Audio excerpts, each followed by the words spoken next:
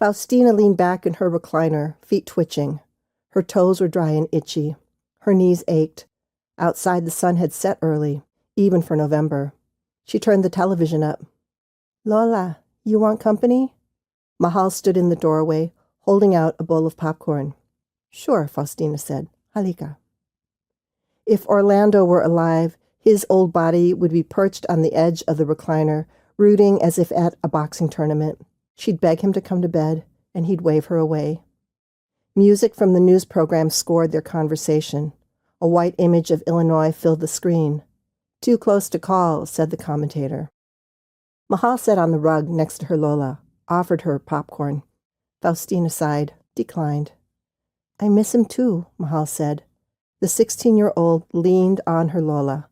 Faustina ran her hands through the child's hair, felt the coarse strands weaving through her fingers. Mahal's devotion to politics reminded her a lot of Orlando. Mahal took a handful of popcorn. "Democracy," she said, mimicking her Lola. She gestured her finger to the ceiling. The old woman wrinkled her brow, envisioned him, a young man standing before Malacañang Palace with his batchmates. He wrote about it, published the story in the Collegian, was labeled a communist. Faustina pointed to the screen. The lady waved from a platform. Balloons the color of the flag fell all around her. "Walang hiyat," she said. "She hasn't even won, and see how she acts."